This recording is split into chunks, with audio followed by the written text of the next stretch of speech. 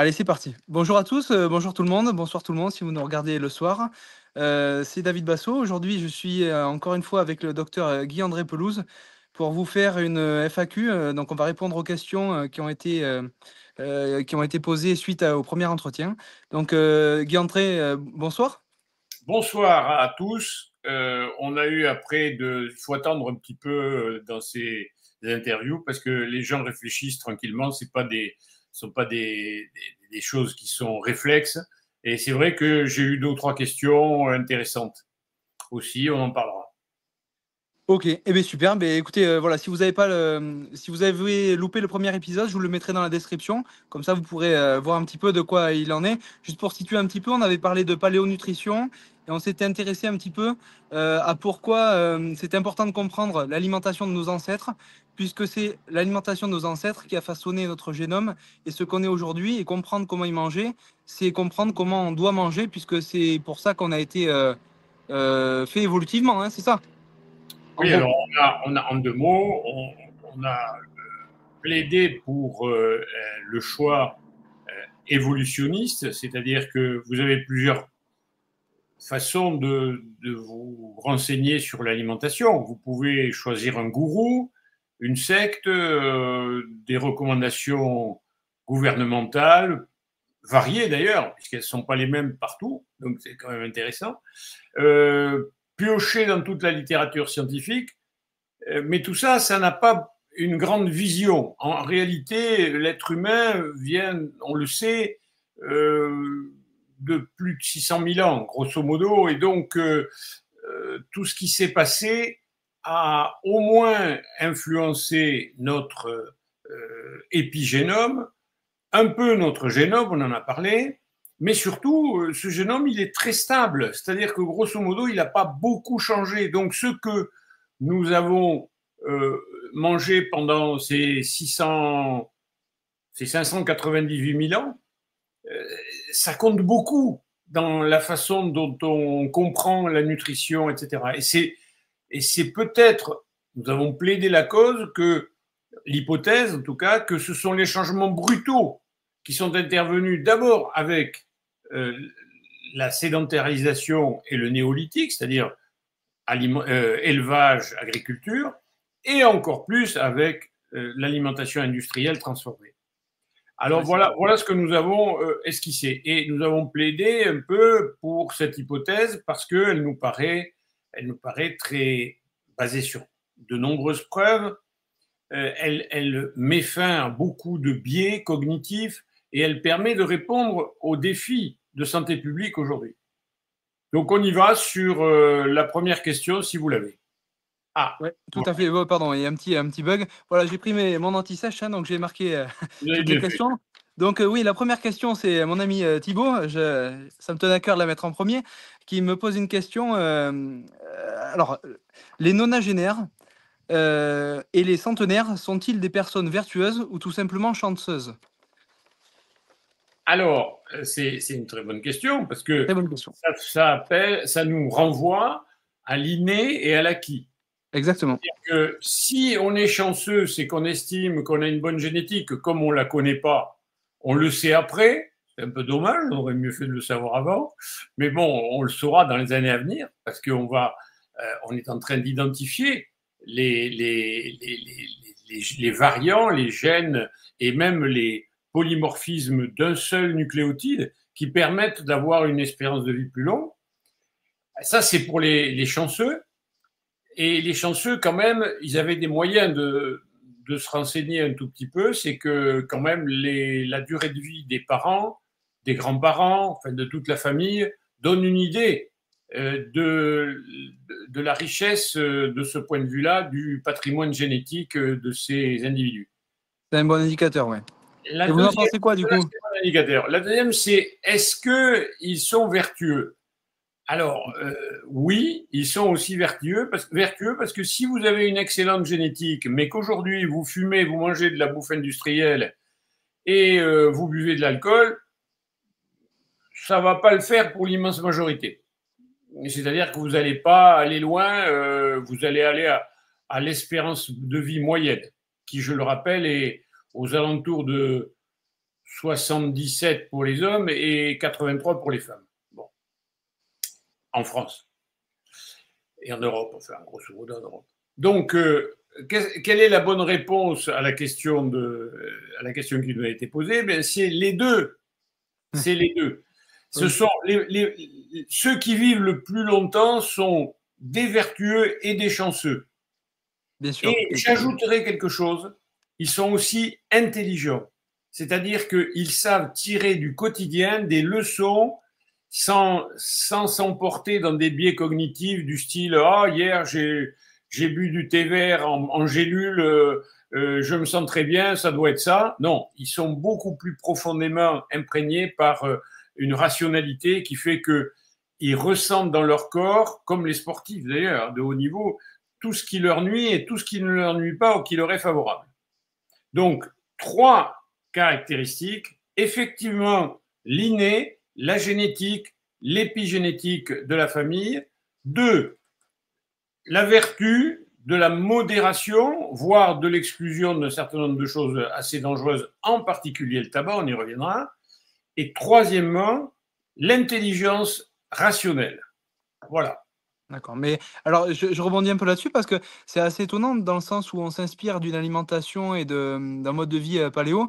Est-ce qu'ils avaient ce recul-là ou est-ce que c'était vraiment en survie et il n'y avait pas de place à ça, quoi? Ils s'écoutaient pas trop, les mecs, à l'époque, si? Ils s'écoutaient parce qu'ils étaient Ah ouais? extrêmement intelligents. Les Néandertaliens étaient probablement plus intelligents que nous pour une raison très simple. C'est que si vous mettez un Néandertalien ou même un Denisovans, enfin, ou même quelqu'un, même les Australopithèques, ils avaient une perception du réel, des dangers, de la géographie, de l'orientation, de la fatigue, de la présence d'animaux dangereux à leur proximité, qui fait que nous, on ne tiendrait pas 2 jours parce qu'on serait pris par des dangers extrêmes, alors qu'eux ont survécu non seulement à la forêt vierge, aux grands fauves, à tout ce que vous voulez, mais surtout aux glaciations, surtout au phénomène de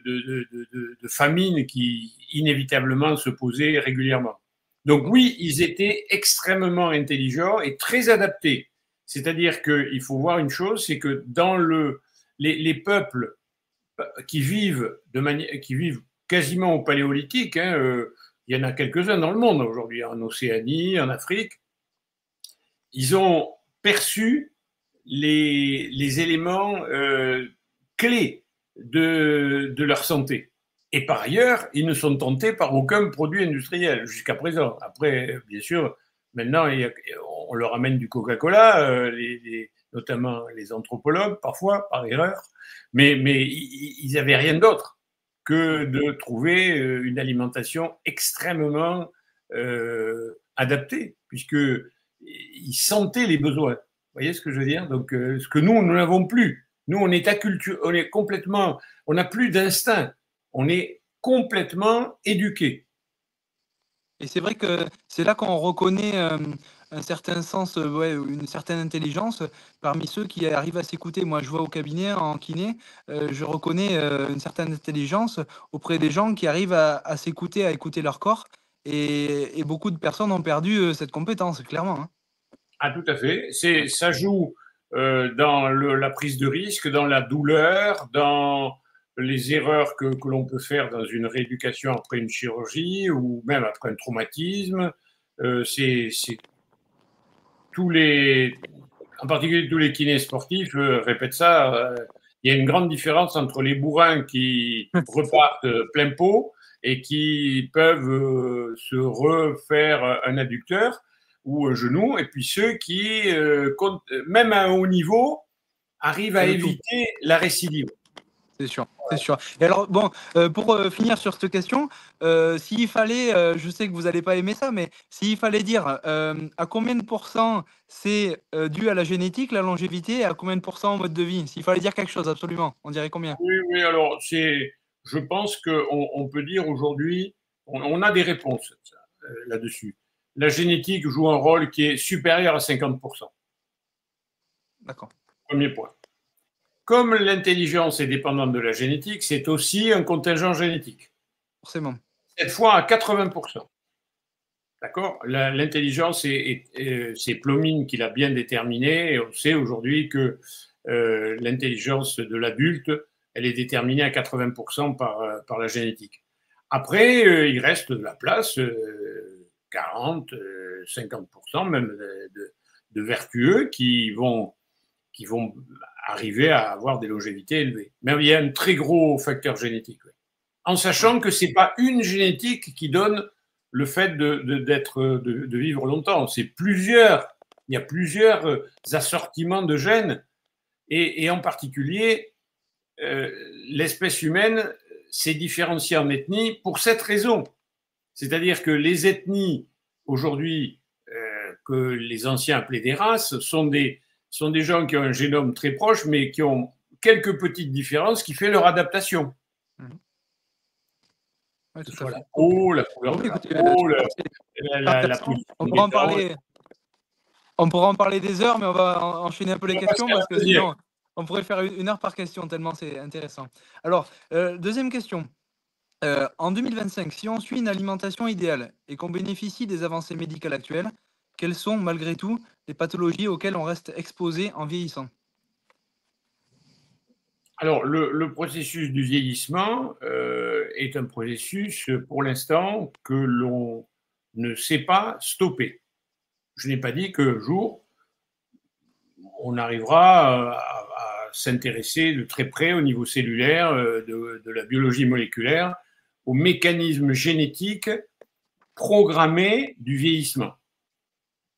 Ce qui menace le plus important, le facteur le plus important qui menace un individu, c'est de croire qu'il vieillit et de se mettre dans la tête qu'il vieillit. Je pense qu'il y a un élément psychologique très très important dans le vieillissement. Ça, c'est empirique. C'est vous qui l'avez remarqué au quotidien? Oui, je l'ai remarqué, oui. Mais il y a des études là-dessus. C'est que les individus qui ne croient pas à leur âge chronologique et qui continuent à vivre de manière sans tenir compte, voilà, de leur âge chronologique, ont une qualité de vie très importante et peuvent pousser beaucoup plus loin leur existence sur Terre. Donc ça, c'est la première des choses qu'il faut bien avoir en tête. Il est faux que l'on soit obèse à 80 ans inévitablement, pas du tout. Même qu'on prenne du poids, c'est pas vrai du tout. On perd du muscle. D'ailleurs, pardon, excusez-moi, je pense à un truc. J'avais lu une étude comme quoi, en fait, si on prenait du poids avec l'âge, c'était pas que le métabolisme ralentissait, c'était que notre activité, la NEAT, vous savez, diminuait. Est-ce que vous croyez que c'est vrai ça? C'est pas qu'une seule chose. C'est que il y a plusieurs aspects. Vous dépensez beaucoup moins d'énergie. C'est-à-dire que les mouvements que vous faites sont beaucoup plus lents, mais c'est imperceptible à l'œil souvent, mais enfin, ça se voit. Quand on voit quelqu'un de 90 ans et un gamin de 5 ans, on voit qu'il y en a un qui saute de partout et l'autre. Donc on voit bien qu'il y a une différence de consommation d'énergie. Deuxièmement, il y a l'insulinorésistance. Il ne faut jamais l'oublier. C'est-à-dire la maladie métabolique numéro 1. C'est-à-dire plus on vieillit, plus on est insulinorésistant.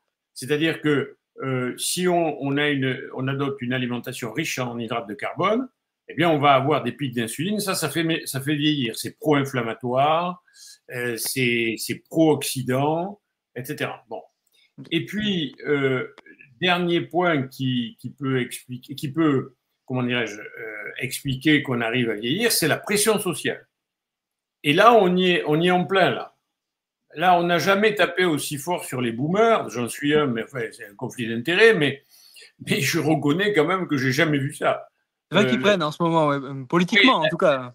Politiquement, dans tous les moyens. Alors que très honnêtement, si on fait le calcul, tous les types qui sont maintenant à la retraite, les femmes et les hommes ont travaillé beaucoup parce qu'on ne travaillait pas ni 39 heures, mais beaucoup plus que 39 heures au début.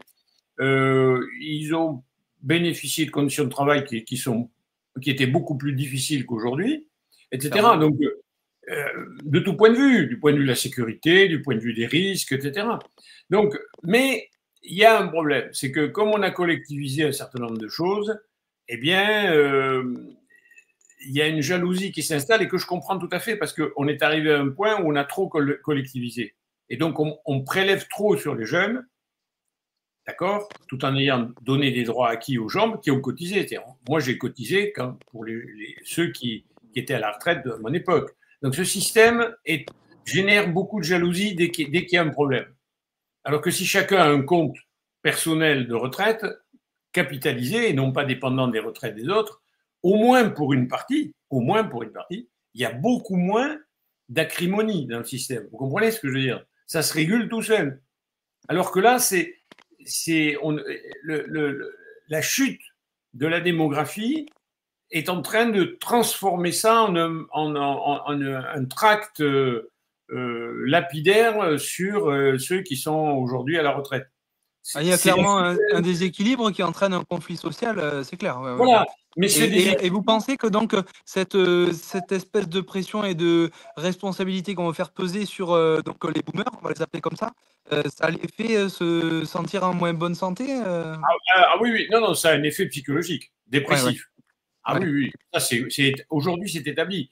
Vous avez par exemple les sociétés qui n'ont pas de résilience pour les personnes âgées. On le savait avant la Covid et avant cette génération et avant la crise démographique. On sait que si on ne s'occupe pas des anciens, c'est déjà des civilisations beaucoup plus barbares. Hein. Les civilisations les plus évoluées sont des civilisations qui valorisent, non pas qui prélèvent sur les jeunes pour les vieux. Ça, c'est un système qui n'est pas raisonnable quand il est à 100%. Il ne peut fonctionner que quand c'est un parachute social de sécurité, mais pas quand c'est l'entièreté du problème. Et donc, on s'aperçoit qu'au Japon, on s'occupe beaucoup des vieux, il y en a énormément, parce que c'est le pays où il y a le plus de vieux. Eh bien, ça se passe très bien parce que les vieux sont intégrés, beaucoup plus intégrés. Et nous, on a un deuxième problème, qui est l'effet dépressiogène de l'EHPAD ou de la maison de retraite. Alors, je sais que les chaînes de maisons de retraite n'aiment pas ça, qu'on dise ça, mais c'est la vérité. On ne peut pas se substituer à la famille, c'est très difficile, vous en conviendrez. Mais là, en plus, quand les conditions sont difficiles parce que il n'y a plus de personnel, parce que c'est pas climatisé, parce que l'alimentation est pas très bonne ou qu'elle convient pas, etc. On rentre dans quelque chose qui est un équivalent d'abandon. Et ça abrège la durée de vie. Ça, c'est officiel. Il y a énormément d'articles là-dessus. L'organisme a beaucoup de difficultés à résister à ça. En fait, on parle parce que ouais, pour revenir à la question, c'était du coup les pathologies auxquelles on est exposé, même si on bénéficie d'une alimentation idéale, les maladies mentales. Les maladies mentales. Surtout, voilà, les maladies mentales, c'est ça. Voilà. La dépression, ouais. L'anxiété, et même des formes d'anxiété graves, ça c'est le premier problème qui est difficilement évitable, alors même qu'on a de bons gènes, qu'on fait attention, etc. Okay. Après, et du coup, les maladies cardiovasculaires, tout ça, c'est évitable en fait, selon vous? Les maladies cardiovasculaires sont parfaitement évitables jusqu'à un âge très avancé, à condition que, je répète… Jusqu'à l'âge de…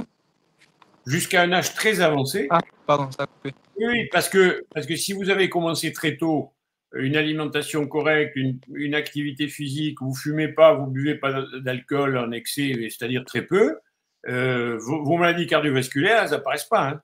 De même que le diabète. D'accord. Et les cancers ? Et même les cancers, bien évidemment. Si vous fumez pas, vous évitez quasiment la plus grande cause de cancer. D'accord. Donc pour vous, en fait, celui qui a une bonne génétique, qui fait attention à ce qu'il mange, l'hygiène de vie, etc., son plus gros risque, en fait, c'est sa santé mentale, plus qu'autre chose. Absolument. Absolument. Okay. Très intéressant, hein, parce que c'est vrai que c'est sous-estimé. Et je pense toujours à ce fameux Brian Johnson, c'est clairement l'exemple un peu quand on prend vachement soin de sa santé, et bien au bout d'un moment, on peut oublier sa vie sociale qui est vraiment hyper importante, en fait. Ah oui, sa vie sociale est très importante, la vie familiale aussi. C'est-à-dire que c'est plutôt la vie familiale en premier, la vie sociale après. Okay. La vie familiale, on sait aujourd'hui que l'influence d'avoir une descendance sur l'espérance de vie, elle est positive, etc. Donc, c'est le grand chantier d'ailleurs. Hein. mais qu'on a fait mine de découvrir pendant la Covid, parce que la dépression et l'anxiété, vous imaginez, chez les personnes âgées, quand on a dit on n'hospitalise plus après 85 ans ou 86 ans, c'est comme si vous disiez, ben, écoutez, si vous sortez, c'est un arrêt de mort, quoi. Vous voyez ce que je veux dire? Non, mais c'est vécu comme ça. Je sais bien que c'est pas la réalité, mais c'est vécu psychologiquement de manière tragique. Donc, on a vu ça pendant la Covid parce que c'est arrivé à un point d'acutisation maximale, mais c'est ancien. On sait très bien que c'est un des problèmes majeurs. Alors, évidemment, si vous avez une maladie avant, mais ce n'était pas la question. Si vous avez une maladie avant, elle peut s'aggraver quand vous êtes, quand vous commencez à vieillir, évidemment, parce que là, il y a un peu plus d'inflammation, etc. Mais la question a été bien posée, c'est une fois qu'on est à peu près idéal, qu'est-ce qui peut nous arriver? Qu'est-ce qui nous masse le plus? Eh bien, c'est les maladies mentales. Et j'ai bien sûr, j'ai parlé de l'anxiété et de la dépression, mais il y en a une autre qui est tous les syndromes cognitifs de démence et l'Alzheimer, qui créent une angoisse chez les gens. Parce que dès qu'ils perdent la mémoire, les gens qui ont 90 ans, ils vous disent « Oh là là, je dois faire un Alzheimer, etc. » Ils se font beaucoup de soucis. Mais ça, c'est... moi, bon, je suis pas très au fait, mais ça vient plutôt de l'alimentation ou des agents... Non, alors, on ne va pas rentrer dans ça parce que c'est très long, Oui. mais c'est un mix. Il y a un facteur génétique très important chez certains patients qui s'appelle l'ApoE, l'apolipoprotéine E, une forme particulière génétique. Mais quand on n'a pas cette forme génétique, on est aujourd'hui orienté vers tout un tas d'autres mécanismes métaboliques qui sont assez complexes et qui demanderaient plus de développement par eux-mêmes. Une autre fois, on va dire. Et une chose sur laquelle je souhaitais rebondir, quand je vous ai parlé de l'aspect social, vous m'avez dit non, la famille. Et je me demandais, du coup, est-ce que les relations sociales, du coup, si les relations sociales amicales ne peuvent pas remplacer la famille, est-ce que les relations de famille, c'est parce qu'il y a quelque chose de chimique, je veux dire de biochimique à l'intérieur de nous? Il y a tout simplement le fait qu'on a partagé une certaine jeunesse dans cette famille. Donc on a une histoire inédite qu'on n'a pas toujours dans le social. Dans le social, on change d'environnement, on change aussi d'interlocuteur. Avec la famille, depuis que vous êtes né, c'est votre père et votre mère. Bon, quand vous les perdez, ben, c'est fini. Et si vous avez des petits-enfants, il y a un phénomène si vous avez des enfants d'abord, et des petits-enfants, il y a un continuum qui vous aide à rester dans le fil de la vie. Vous voyez ce que je veux dire? Donc, c'est pas une impasse, c'est pas quelque chose qui est fini. Votre vie, elle va se prolonger si vous transmettez. Donc, c'est quelque part une aide à vivre mieux jusqu'au bout. Alors que c'est très intéressant dans un monde où il y a beaucoup de personnes de ma génération qui ne veulent pas d'enfants. C'est vrai que ça fait réfléchir. Alors, il faut être clair. Il faut être très clair. Il ne faut pas tourner autour du pot. Il ne faut pas dire « Ah ouais, mais c'est leur choix. Ils ont le droit, etc. » Ils se ménagent, même avec l'intelligence artificielle et les robots, ils se ménagent une vieillesse qui sera difficile. C'est sûr. Parce que les enfants sont à condition qu'ils soient bienveillants et bienfaisants, parce que bienveillant, ça ne veut rien dire, mais bienfaisant, c'est beaucoup mieux. C'est-à-dire qu'il y a des actions qui vont dans le bien-être de leurs parents, c'est absolument irremplaçable. Voilà, tout simplement. Bon, c'est une bonne conclusion à ce sujet-là. Troisième question, vous avez déjà entendu forcément parler de l'Ozempic. Donc la question c'est que pensez-vous de l'Ozempic et de son utilisation croissante, notamment en dehors des personnes qui sont atteintes de diabète, quoi. Si vous pouvez resituer un petit peu l'Ozempic pour ceux qui ne savent pas. C'est une question qui est parfaitement d'actualité. L'Ozempic, qui est un nom de marque, c'est du sémaglutide. Le sémaglutide, c'est un petit peptide, c'est-à-dire un assemblement de quelques acides aminés qui a la capacité, en se liant avec des récepteurs qui, on le sait maintenant, existent dans l'intestin, mais aussi dans beaucoup d'autres endroits de l'organisme, et en particulier dans le cerveau, de créer un phénomène hormonal qui diminue l'appétit, qui donne une impression de satiété, qui ralentit le transit gastrique et donc qui vous amène tout naturellement à moins manger et bingo, en mangeant moins quand même, malgré tout ce que raconte Madame Michu et d'autres, je mange rien mais je grossis, c'est faux. Voilà. Et oui, c'est les calories in, calories out, c'est ça. On hein, le savait. Bon, il n'y a, a pas que ça. Il n'y a pas que in-out, mais il y a ça aussi. In-out, ça marche, mais on peut fonctionner sans trop restreindre en jouant sur ce qu'on mange, c'est-à-dire lipides, protides, glucides. Donc, c'est les deux qu'il faut. Il faut essayer de quitter les idéologies très, très vite, parce que c'est très dangereux, une idéologie. C'est un biais cognitif permanent dans vos raisonnements que ça ne marche pas. Donc, oui, les calories marchent. Sur la chaîne, là, j'ai traité le sujet calories et les macronutriments. Donc voilà, quantité et qualité, évidemment. Voilà. Si vous mangez beaucoup de glucides, il est évident que le in-out va jouer très fort sur la prise de poids. Si vous mangez beaucoup de protéines, ça va être beaucoup moins efficace. Si vous mangez des lipides, mais des lipides matriciels, c'est-à-dire dans des aliments, une viande, un poisson gras, etc., très peu d'effet sur le poids. D'accord ? Le principal effet sur le poids, il a besoin de l'insuline.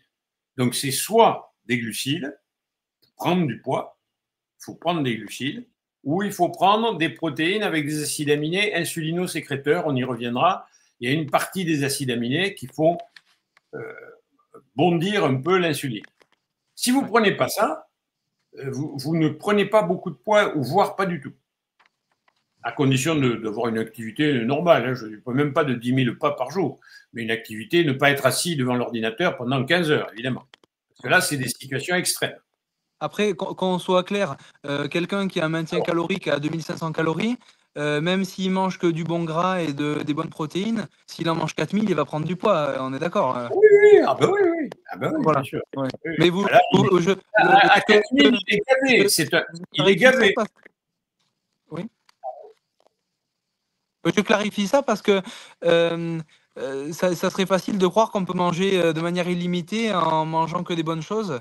Et je pense que la manière dont il faudrait l'interpréter, c'est de se dire, si on mange 3000 calories de telle manière et 3000 calories de telle manière, effectivement, ça sera mieux de manger sain de la manière que vous le dites. Je pense qu'il vaut mieux l'interpréter comme ça. Pour une autre raison qui nous ramène à la question, c'est que les glucides sont addictifs, les protides sont satiétogènes et les graisses de bonne qualité sont satiétogènes aussi. Essayer de manger une plaquette de beurre, c'est très difficile. Par contre, essayez de vous resservir de 250 grammes de pâtes ou de gâteaux, ça c'est très facile, surtout si vous êtes très addict au sucre.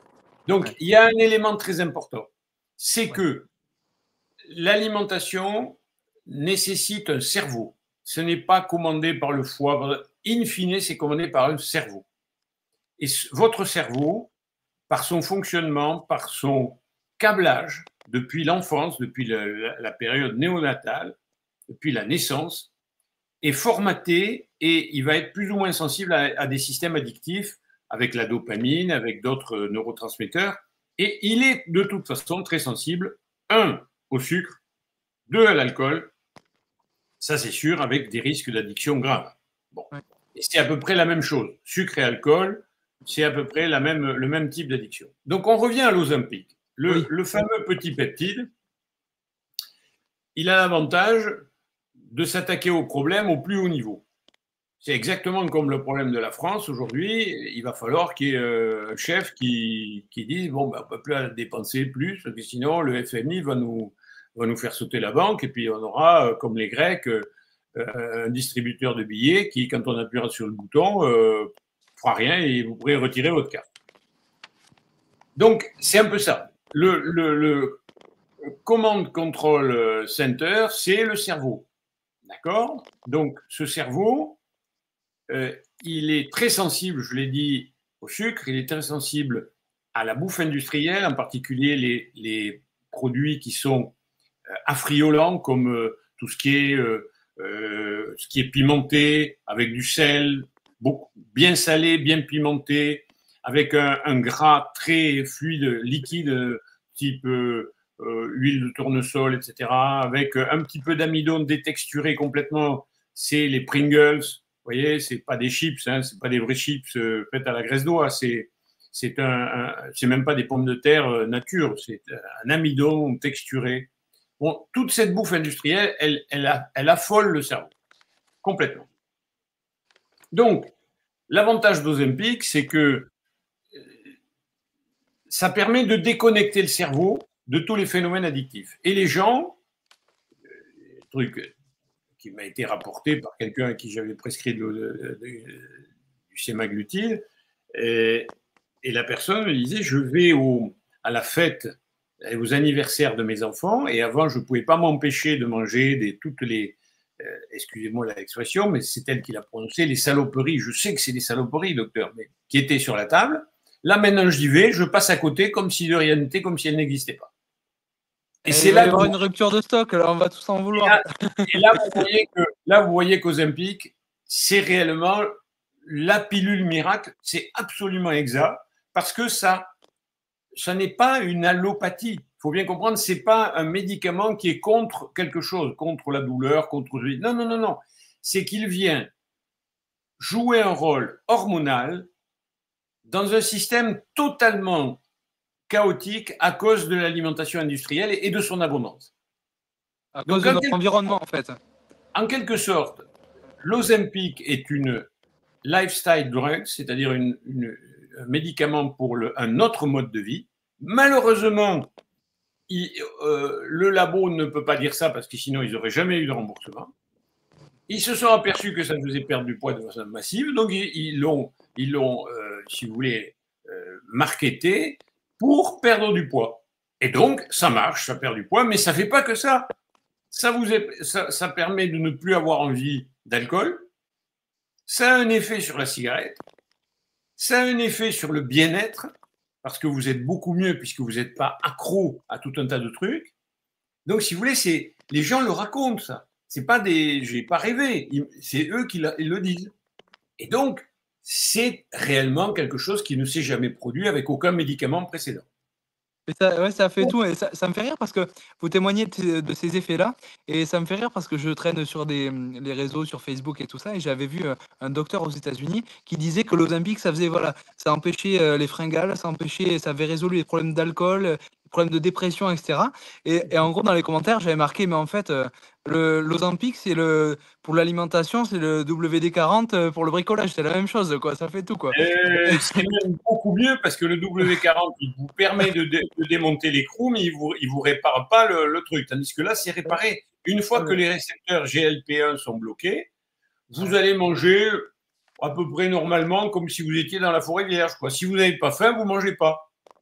Alors que dans l'environnement industriel aujourd'hui, d'abondance, n'oublions jamais l'abondance, et de transformation très délétère de l'alimentation, eh bien, vous n'avez qu'un objectif, c'est manger le plus possible. D'accord? C'est terrible, mais c'est comme ça. Boire le plus de café, voilà, on a toujours une occasion pour ingérer quelque chose dont on n'a absolument pas besoin.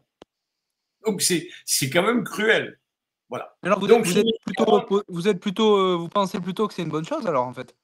Alors, je pense que c'est une découverte pharmacologique exceptionnelle et qui n'a pas fini de faire des petits, comme on dit. Il va y avoir d'autres choses derrière. C'est une découverte physiologique aussi du rôle de ces récepteurs et de ce système hormonal.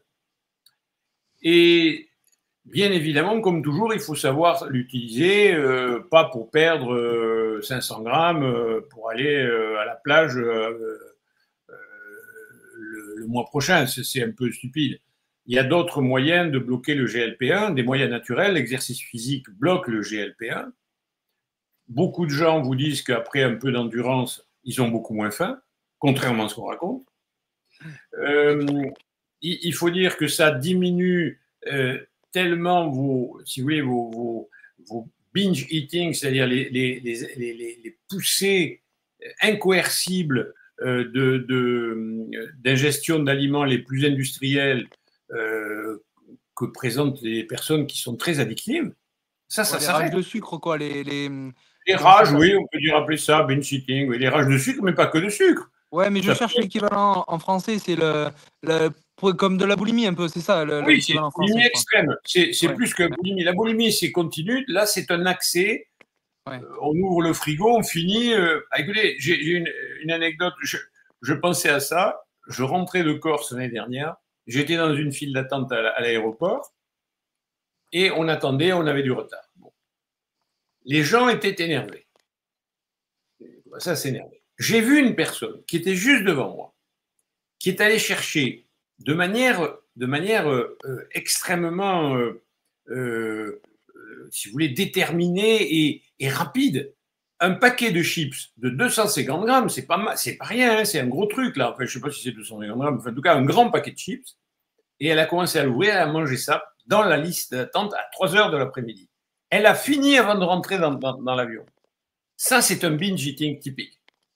Je suis énervé, je ne peux pas fumer, je ne sais pas si elle était fumeuse. Enfin, par exemple, non mais Ouais, si elle l'est, c'est encore pire. Je peux plus tenir. Il faut que je mange quelque chose. Voilà. Et ça, c'est typiquement le cerveau qui commande ça. Donc l'Ozempic, il vaut mieux l'appeler sémaglutide. Comme tous les médicaments, il faut apprendre les noms chimiques parce que c'est comme ça qu'on apprend la pharmacologie et qu'on peut faire beaucoup moins de bêtises. Donc, le sémaglutide, c'est un très bon médicament. Il faut savoir s'en servir avec beaucoup de tact. C'est très utile chez les obèses qui n'arrivent pas à démarrer la perte de poids. Voilà. Et ça remplace la chirurgie dans pas mal de cas. Donc, c'est plutôt un succès et un progrès. Ok, et d'un point de vue santé publique, c'est peut-être sûrement plus intelligent en fait de prescrire ça à un patient plutôt que de le laisser avoir des problèmes de santé qui seront liés à son manque de contrôle en fait. Ça, c'est certain. Vu les Ouais, complications de l'obésité sur les maladies cardiovasculaires, le diabète, c'est-à-dire le métabolisme du sucre, et les cancers, il faut savoir que l'obésité, ça tape de partout. Hein. Ça crée des maladies cardiovasculaires, ça provoque des maladies cardiovasculaires, ça provoque des maladies métaboliques, le diabète type 2, ça provoque des cancers, et ça provoque des démences plus précoces. Donc c'est une maladie, il ne faut pas prendre ça là aussi à la légère en disant ouais c'est leur choix, et ouais. ils veulent rester gros, etc. Il faut bien les prévenir. Le Moi je body suis positive, c'est vrai que c'est dangereux comme mouvement, puisque en fait, absolument. ça coûte de l'argent public. Bon, c'est surtout pas ça, mais c'est surtout qu'il faut avoir conscience que d'être gros, être obèse, c'est pas juste l'aspect physique qui est pas beau, c'est se créer des problèmes plus tard, quoi. Vraiment. Ah oui, c'est pas Michelin quoi, hein. C'est toute une machine métabolique qui à l'intérieur est en plein chaos. Ouais, Donc c'est pas une enveloppe qui est plus grosse que la mienne. Non non, ouais. c'est pas ça du tout. C'est pas un problème phénotypique, comme on dit. C'est un problème grave de tout l'organisme. Donc ça, il faut que les gens soient conscients. Je suis tout à fait d'accord pour ne pas importuner les gens qui sont gros et qui veulent pas rester gros, mais il faut par contre que leur médecin leur explique réellement les risques, non pas en leur disant vous savez c'est risqué, mais en leur montrant quel est le niveau de risque. C'est-à-dire ça augmente de 20% le diabète, de 200%, de 400%. Si on expliquait ça aux gens qui fument, à savoir que chez l'homme, c'est 2800% d'augmentation de cancer du poumon quand on fume, et chez la femme, c'est 1800 à peu près, je peux vous dire que ceux qui ont compris, ils s'en doutaient pas. Hein. Si on fait un QCM, ils vont vous dire, oh, ça doit doubler, 200%. Oui, non, c'est 10 fois plus. Voilà. Ouais, c'est important de le dire, ça, que être Très, obèse, très, c'est pas anodin quand même, et on se met en danger. c'est pas un auteur. Ouais. Donc voilà Bon, pour semaglutide. ok, ben, très intéressant, merci beaucoup. Alors, quatrième question. L'augmentation du cholestérol liée à la consommation de graisse animale a-t-elle réellement une influence sur la formation de plaques athéromateuses ou bien est-ce un lien surestimé? Alors, c'est très simple. En réalité, la consommation de graisse n'a aucun effet sur votre taux de cholestérol. Vous mangez des graisses animales, ça ne change rien. Vous mangez des œufs, ça ne change rien. C'est riche en cholestérol, les œufs. le cholestérol alimentaire n'est pas le cholestérol qui flotte dans vos petites particules de gras dans le sang. Pourquoi? Parce qu'entre les deux, il y a le foie qui régule tout ça, et fort heureusement, parce que sinon, après un repas très gras, vous auriez un sang bourré de gouttelettes lipidiques, et ça pourrait poser un nombre de problèmes incalculables. Donc, premier point qu'il faut, je le répète parce que c'est tellement mal expliqué et parfois même on atteint le niveau de la désinformation, le cholestérol alimentaire, les graisses animales ne provoquent pas d'augmentation du cholestérol sanguin. C'est votre métabolisme qui régule l'apport calorique et qui, en particulier, si cet apport calorique est excessif, va avoir des difficultés à évacuer les petites gouttelettes de graisse qu'il produit, le foie, normalement, comme carburant pour vos cellules. Mais si vos muscles utilisent zéro LDL, c'est-à-dire zéro petite particule de graisse qui se balade parce que vous êtes assis 15 heures par jour, ben évidemment, le nombre de particules est plus élevé dans le sang, et donc à ce moment-là, il se peut que, à la faveur d'une effraction du vaisseau à l'intérieur, ou du fait que la couche qui est à l'intérieur des vaisseaux se dégrade avec le tabac, avec le sucre, etc., eh bien, il y a des particules qui pénètrent dans la lumière, dans la paroi du vaisseau et donnent des plaques d'athérome. Mais le primum movens, ce n'est pas l'alimentation excessive en graisse, ni en cholestérol. Ça, c'est très important.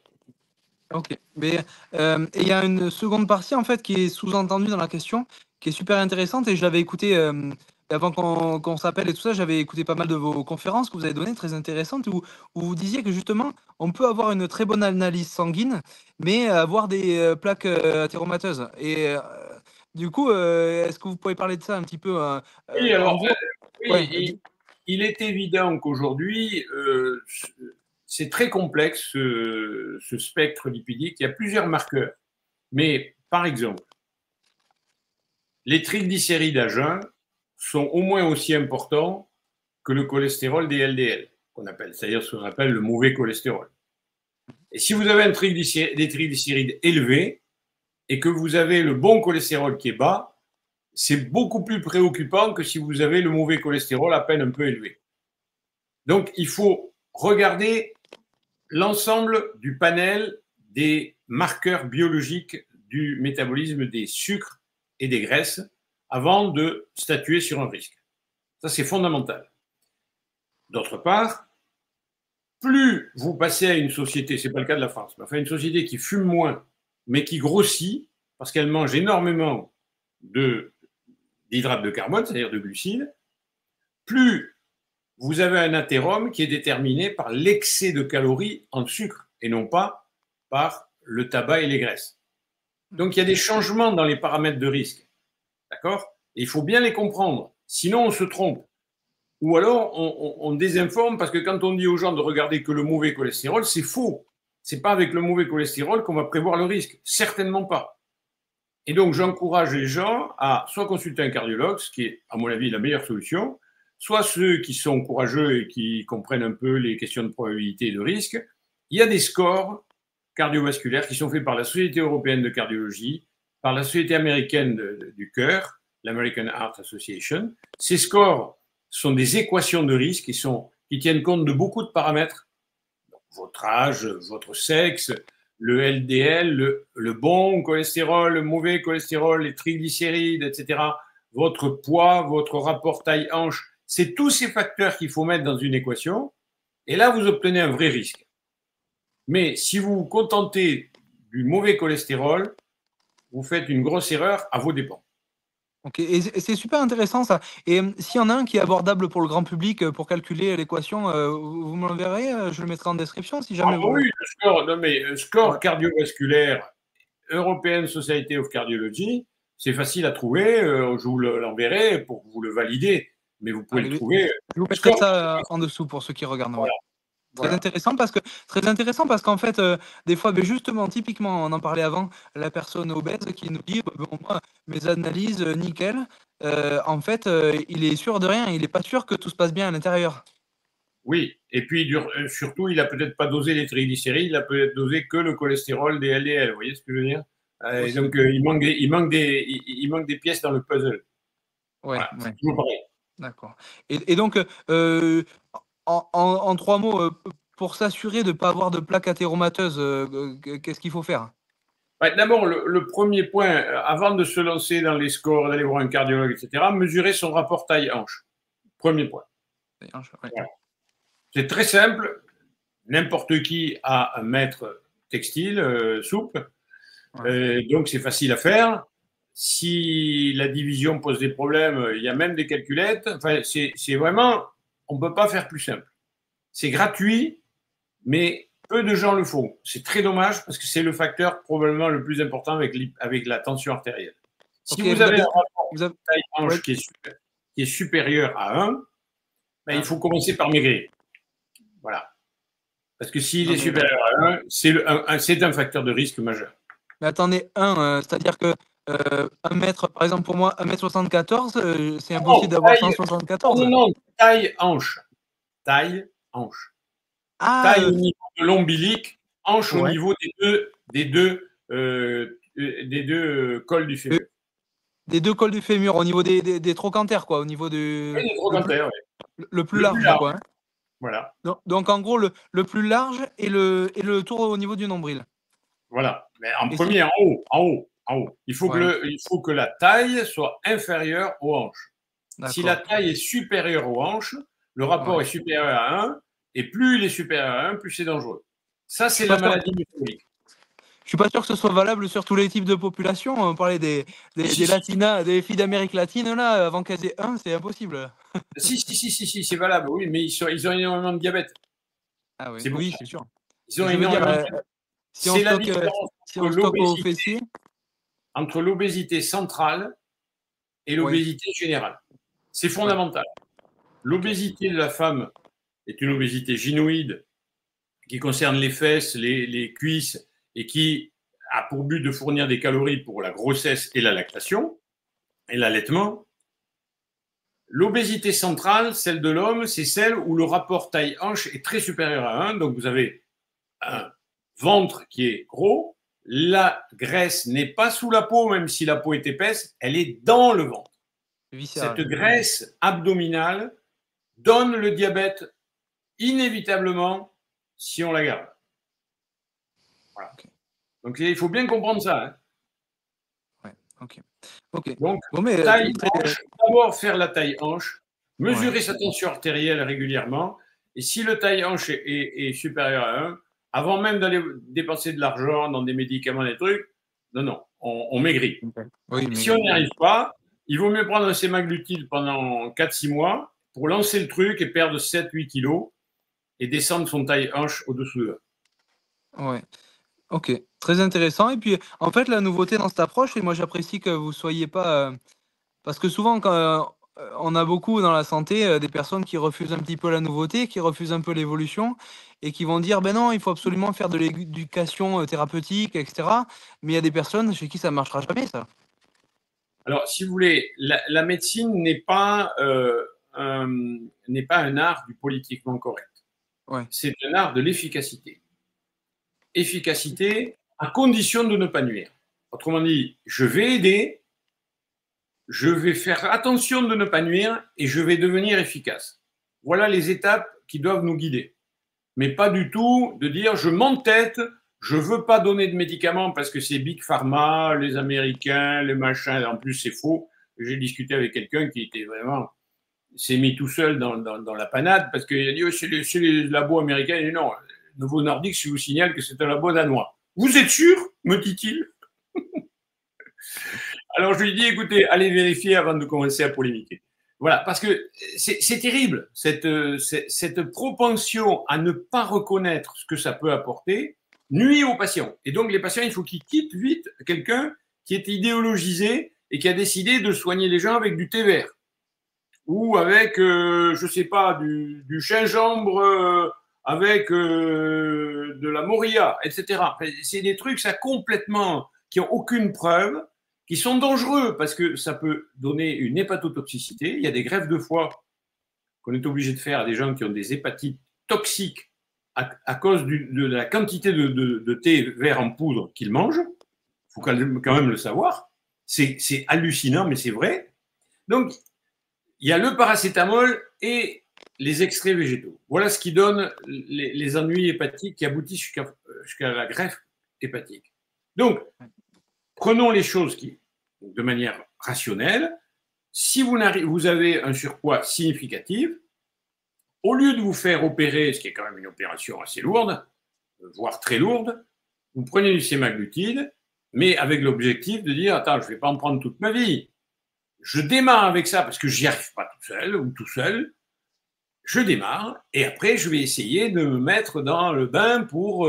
voilà. Et ça marche parce que les gens sont très attentifs au fait qu'ils perdent l'addiction. Ça les marque. Ça leur prouve qu'ils peuvent le faire. Mais il faut le prendre à la racine. Il faut comprendre ce qui se passe dans le cerveau. Et ça les aide à comprendre. C'est très intéressant. Et en fait, l'Ozempic, là, j'avais écouté plusieurs discours. Et vous me réconciliez un petit peu avec ce médicament. Et c'est très intéressant. C'est très intéressant. Alors du coup, prochaine question, on parlait donc des plaques d'athérome, on va parler du cœur. Il y a quelqu'un qui disait en commentaire, le cœur est-il uniquement une pompe mécanique ou joue-t-il un rôle plus complexe en tant que régulateur de la pression sanguine interne notamment? Oui, le cœur, c'est beaucoup plus qu'un muscle contractile lisse, voire complexe dans sa structure. C'est pas un muscle lisse, mais je veux dire par là que ça n'a rien à voir avec les muscles striés ni les muscles lisses, c'est un muscle particulier. Voilà. Mais il est équipé de capteurs, il est équipé d'un système nerveux qui lui permet de s'adapter en fréquence, en volume, à l'effort, au repos, etc.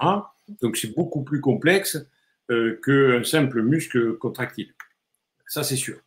Et c'est grâce à ça que on peut s'adapter à toutes les situations. Le fait, si je me lève là, je vais pas tomber dans les pommes. Si je me lève brutalement, même, je vais pas tomber dans les pommes.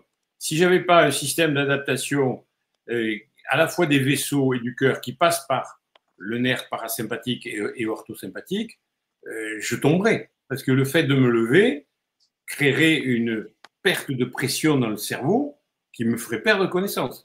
Donc rien que des phénomènes comme ça sont régulés de manière extrêmement précise par le système cardiovasculaire, on va dire, dans son ensemble, et le cœur, donc, aussi.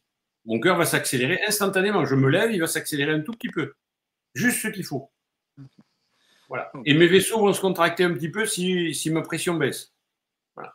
Mettons que je sois déshydraté, ma pression va un peu baisser, donc je vais contracter un peu mes vaisseaux. Tout ça automatiquement. Absolument.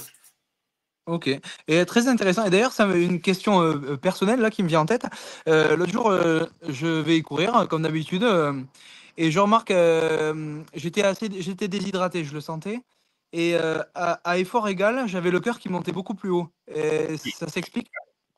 Mais bien sûr, puisque le volume sanguin est plus faible, Ouais. donc pour faire le même débit, il faut faire plus de contractions. Le même débit, il y a plus de contractions. D'accord, ok, ouais. Ouais. Si vous voulez, mettons que vous ayez besoin, je ne sais pas moi, de 6 litres, 5. Ouais. Bon, si vous avez un volume sanguin de 5 litres, Ouais. votre cœur, à chaque contraction, s'il fait 80 millilitres d'éjection, vous faites le calcul, ça va très bien suffire. Ok, parfait. Si par contre vous n'avez que 4 litres, il ne peut pas se remplir à 80 millilitres. Il va avoir des difficultés à se remplir à 80 millilitres. Il ne pourra pas éjecter les 80 millilitres ou une fraction de ça. Donc, il va devoir multiplier les contractions. Au lieu de se contracter 70, 80 ou 100, il va faire 115. Ok. Voilà. Là, c'est purement de l'hémodynamique basique. Hein. Oui, c'est intéressant. Ouais. Débit cardiaque égale fréquence multipliée par volume systolique. C'est-à-dire le volume d'éjection systolique, ce que le cœur éjecte en millilitres à chaque contraction, multiplié par la fréquence cardiaque, ça donne un débit en litres par minute. Si vous diminuez le volume, vous augmentez la fréquence. Sinon, le débit chute. Ok, Voilà. ok. Oui, mais c'est un système fermé. Ouais, ouais, ouais. Et Ah oui, vous parlez de tension là. Lorsqu'on fait du sport, un sport d'endurance où on se rentre un peu dedans, la tension, elle monte, la tension artérielle. On la monte à combien? tension, ça dépend. Elle monte dans un premier temps quand vous commencez l'entraînement, et puis après, il y a une adaptation qui se fait. Et dans l'endurance, après, au contraire, elle redescend. Parce que le cœur augmente sa contractilité, il éjecte plus pour ne pas avoir trop se contracter fréquemment. Il s'adapte après. Mais dans l'immédiat, quand vous démarrez, c'est pour ça qu'il ne faut pas démarrer, il faut s'échauffer, notamment chez les gens un peu âgés. Il faut s'échauffer pour qu'il ait le temps de s'adapter. Mais si vous démarrez comme ça, là, vous vous mettez à courir, pas à fond, mais même à 10 à l'heure, la tension va monter dans un premier temps, parce qu'il n'aura pas le temps de s'adapter et de calculer qu'il faut qu'il éjecte plus. Et puis il va attendre que vous continuiez à faire cet effort pour être sûr qu'il faut faire changer les paramètres. Sinon, il ne les change pas, il attend la fin de l'effort et ça suffit. Ah, c'est Donc tout ça, intéressant, ça permet d'expliquer, de comprendre pourquoi c'est bien de s'échauffer, quoi. voilà. Elle monte un petit peu, elle monte, et ensuite, elle peut se stabiliser normalement, et même après l'effort endurant, hein, elle peut baisser. C'est pour ça que l'endurance, c'est très bon pour l'hypertension modérée, Ok, parce que ok. ça diminue, ça relâche le tonus des vaisseaux, et donc la tension, après, quand on arrête l'activité physique, elle revient dans des normes, elle est plus élevée. Voilà. Et je pense, du coup, est-ce que la logique inverse est vraie pour le retour au calme? Dans les entraînements, il y a toujours un retour au calme à la fin.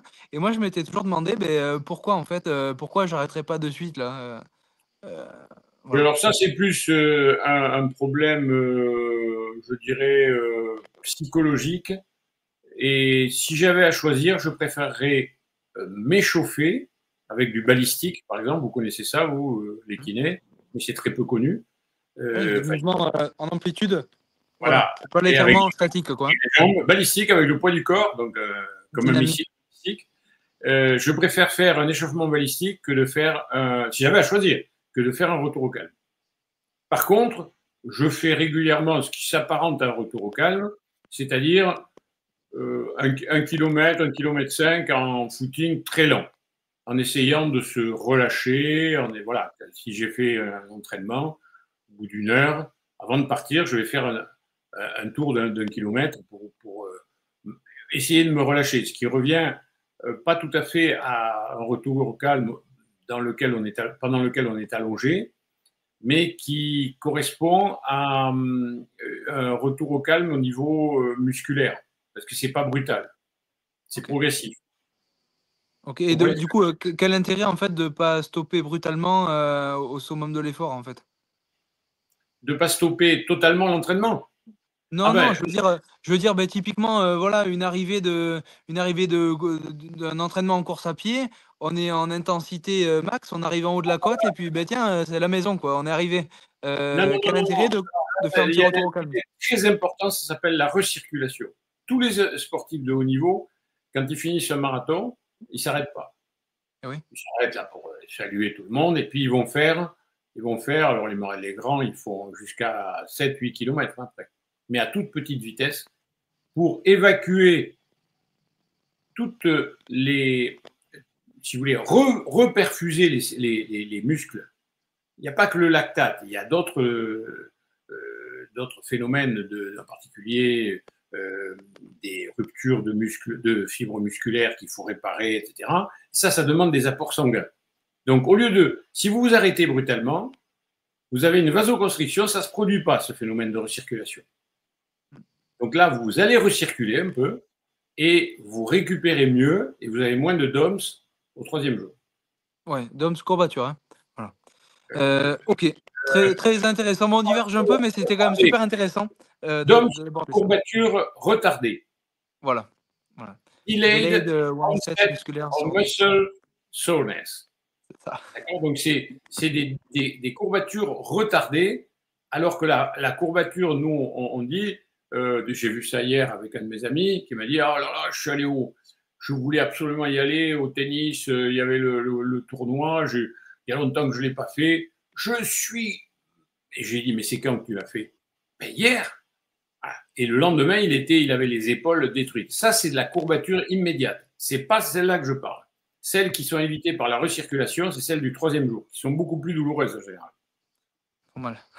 Qui empêchent de monter en puissance. Ok. Bon, mais super, super intéressant. L'avant-dernière question. Que pensez-vous, docteur Pelouse, de la diète carnivore? On en entend beaucoup parler sur Internet. Est-elle fondée scientifiquement ou est-ce qu'elle est dangereusement simpliste? Alors, je dirais que comme toutes les diètes d'exclusion, elle est dangereusement simpliste. Ok. Néanmoins, si j'avais à choisir entre une diète carnivore et une, une alimentation très riche en hydrates de carbone, c'est-à-dire en glucides, je n'hésite pas, je préfère la diète carnivore à condition que ce soit de la viande nourrie à l'herbe, que je puisse la faire cuire peu, voire la manger crue. Dans certains cas, une bonne bavette crue, c'est magnifique l'été. Bon, je préférerais ça que de manger des chips et de la purée. Ça, c'est sûr. Mais c'est pas optimal parce que c'est trop exclusif. Il y a trop d'exclusion. D'accord? Pourquoi? Parce que nous avons besoin de phytonutriments et de fibres. Et c'est pas vrai quand ils disent qu'il y a des fibres dans le... Non, non, il n'y a pas de fibres. Si on mange carnivore pur, il n'y a pas assez de fibres pour avoir une flore intestinale costaud, c'est-à-dire une bonne immunité. Parce que ça, on l'oublie souvent. Les gens qui font des régimes très exclusifs ont souvent une immunité qui n'est pas terrible. Ils chopent tous les rhumes qui arrivent, etc. Mais ce n'est pas leur faute, c'est toujours la faute des autres, c'est ceci. Enfin bref, ils ont des biais cognitifs qui font qu'ils n'incriminent jamais le type d'alimentation qu'ils ont. Donc, je dirais que manger de la viande, c'est normal, c'est même très bénéfique pour la santé, à condition de choisir ce qu'on mange. D'une manière générale, éviter au maximum, et moi je les évite totalement, les viandes transformées, quelles qu'elles soient, même si elles sont bio. Je mange de la viande de boucherie. Voilà, de la viande de découpe, ça va de la bavette à la cuisse de poulet, au T-bone, voilà, vous voyez ce que je veux dire, donc au filet, à tout ce que vous voulez, et des abats. C'est-à-dire la diète carnivore, ils ont oublié un truc, beaucoup, parce qu'ils la font de manière un peu à l'arrache, comme on dit, c'est-à-dire sans trop réfléchir à ce qu'il faut. On leur dit qu'il faut manger que de la viande. Non, il faut manger du foie. Il faut manger au moins du foie. Riche en Au fer, moins oui. du foie. Pour la B12 et pour d'autres vitamines. Donc ça, c'est une bonne chose de manger ça. Mais il y a deux manques, les fibres, les phytonutriments. Et pour ça, il faut manger des fruits rouges, de la salade, bref, des végétaux, mais qui sont des feuilles ou des fleurs. Brocoli. Voilà. Pas des amidons et des tubères, pas des tubercules. Les Et enfin, phytonutriments, pardon, je vous coupe, les phytonutriments, c'est quoi? c'est des substances phytochimiques qui sont complexes, qui sont antioxydantes et qui sont présentes dans les fruits rouges, les myrtilles, les groseilles, les mûres, etc., et qui sont présentes dans toutes les feuilles et les fleurs végétales. Ça, c'est très important. Okay. Dernier point qui est oublié dans la diète carnivore, c'est que carnivore, beaucoup de gens l'interprètent animaux terrestres. Oui. Énorme erreur. Énorme erreur. Se priver de poissons gras et de coquillages, enfin d'huîtres, etc., c'est se priver de zinc et d'oméga 3, longue chaîne, les meilleurs oméga 3 pour le cerveau. Et ça, c'est une très grosse bêtise. Donc, la diète carnivore, telle qu'elle est faite par, on va dire, 80 à 90% des gens, est, à mon avis, pas du tout une diète de santé, c'est-à-dire une alimentation de santé. Ce qui ne veut pas dire qu'il ne faut pas manger de viande, c'est l'inverse. Mais il faut compléter avec des aliments, des feuilles et des fleurs sans amidon, grande salade, tomates, fruits rouges, et des poissons, des coquillages et du foie. Ouais. Ok, voilà. C'est super intéressant. En ce moment, je suis sur cette lecture, How Not to Age, de Michael Greger. Vous connaissez? Oui, je connais, oui. Mais c'est un végétarien, lui. Et voilà, alors, il a un point de vue qui est ultra biaisé, mais je voulais Ultra, je le connais très bien, j'ai correspondu avec lui. Il est très idéologisé, on va dire ça gentiment, mais on est il a le d'accord. droit d'être végétarien, mais il utilise tous les processus rhétoriques pour ne pas répondre aux questions fondamentales. Mais d'ailleurs, Et je voulais faire 2 remarques, justement, pour lui par rapport à ce que vous disiez. C'est, premièrement déjà dans ce bouquin-là, il dit que, en gros, la viande c'est mauvais parce son le bouquin, c'est que ça presque il compare pas, viande et viande, comme vous disiez, viande ah oui, d'élevage ou viande, voilà, élevée en plein air, grass-fed comme on dit et tout à fait. donc ça c'est un petit peu, de la manipulation comme vous dites et deuxième chose, assez intéressante, par contre, qui va plutôt dans votre sens, c'est vis-à-vis des fibres, où il dit que, en fait, je sais pas si c'est cette histoire de matrice, où il dit qu'en fait, se supplémenter en fibres, ça remplace pas les fibres contenues dans l'aliment. Et ça, Oui, c'est oui, tout plutôt à fait. bien. Je suis Ah d'accord. oui, oui, parce que quand vous supplémentez en fibres, vous n'avez pas la diversité des fibres, premièrement, de toutes les fibres que vous pouvez manger en mangeant de la salade, des aubergines, des brocolis, etc. Vous n'avez pas comment dirais-je, le fait que les fibres sont à l'intérieur de l'aliment que vous mangez. Elles n'en font pas partie dans le bol alimentaire. Or, elles jouent un rôle. Donc, dissocier les deux, c'est pas bon. Parce que ça peut donner même des phénomènes de flatulence parce qu'il y a trop de fibres qui arrivent pures. Est-ce Elles que vous sont me pas comprenez? diluées. Elles ne sont pas attachées à une matrice d'un aliment quelconque. Quand vous mangez de la salade, vous avez des fibres, mais elles sont dans l'aliment. Ouais. Et donc là, elles arrivent en une quantité qui est parfaitement adaptée. Vous comprenez ce que je veux dire? Tandis que si vous prenez les fibres de la salade et que vous en prenez une cuillère à soupe, elle va arriver d'un coup dans le tube digestif. Et là, vous pouvez avoir dans le côlon des phénomènes de flatulence parce que les bactéries sont inondées par des fibres, elles en bouffent comme elles n'ont plus que ça à faire. Alors que dans le flux normal d'une alimentation entière, avec la matrice alimentaire, eh bien, elles arrivent à petit débit et elles sont associées à tout un tas d'autres nutriments. Ouais. Ok. Bah, écoutez, c'est très intéressant. On a parlé de toutes les questions, ben, les plus intéressantes selon moi, et c'était super intéressant. Je pense qu'on va conclure là-dessus. Conclure, conclure avec, sinon je ne vais pas tenir mes paroles, avec une question que quelqu'un m'a posée et qui est une conclusion. C'est pour ça que je l'ai gardée pour la fin. Euh, de la même façon qu'on a démonté pas mal de mythes là, hein, sur le cholestérol, etc., plusieurs personnes vont vous dire qu'il ne faut surtout pas baisser les sucres parce qu'on a besoin de sucre pour le cerveau. Alors, il faut savoir une chose qui est très, très importante. C'est que vous pouvez arrêter de manger des sucres, mais pas totalement. Parce que même si vous mangez un peu de viande, vous allez avoir un peu de glycogène dans la viande. Il y a du glycogène dans les fibres musculaires. Et que je sache, on ne fait pas faire un marathon aux vaches et aux bœufs avant de les abattre. Donc, ils sont au contraire en très bonne santé. Sinon, ils ne sont pas consommés. Et donc, ils ont du glycogène dans leurs muscles, etc. Donc, on ne peut pas descendre à un niveau zéro. C'est quasiment impossible. Mais par contre, on vit très bien avec ce peu de sucre parce qu'en réalité, le sucre endogène est produit par le foie. Le foie est capable de faire du sucre selon les besoins de l'organisme. Et la grande différence, c'est pour ça que le régime bas en glucides est très utile, c'est qu'au lieu d'avoir des pics glycémiques qui sont liés au fait que vous vous envoyez un shake-up de jus de fruits et de machin, et là, la glycémie fait un bond en avant, l'insuline et tout le vastrin.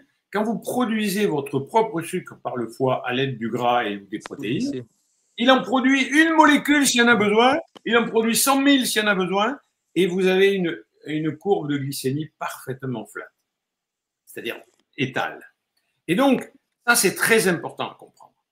Le danger de l'alimentation riche en sucre, c'est l'hyperglycémie qui abîme les vaisseaux, qui abîme le cerveau, etc. Et ça, vous ne l'avez pas si vous passez à une alimentation très basse, sans vous soucier du danger, en le faisant progressivement. C'est pas la peine, si vous êtes diabétique, du jour au lendemain, il ne faut pas arrêter, mais vous baissez votre ration de glucides.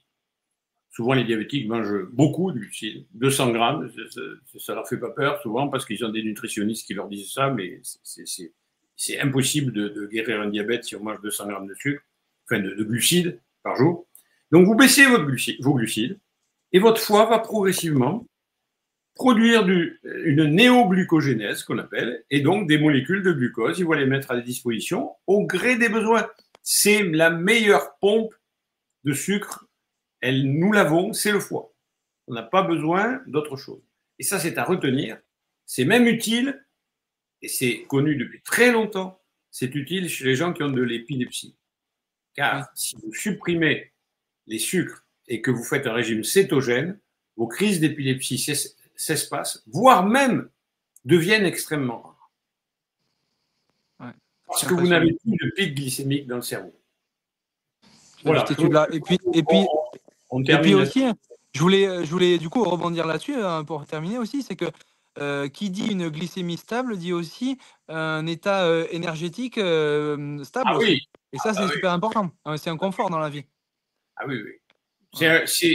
Tout est changé. C'est-à-dire, au lieu de courir après l'hypoglycémie, ce que font les gens qui mangent beaucoup de sucre, y compris les diabétiques, qui parfois se trompent dans la dose d'insuline, etc., au lieu de courir après l'hypoglycémie pour ne pas avoir un problème, de ne pas se sentir mal, là, on est parfaitement équilibré.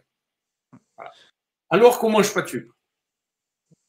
Donc, il faut manger de la viande élevée en plein air, des légumes pour les fibres et des poissons riches en oméga 3.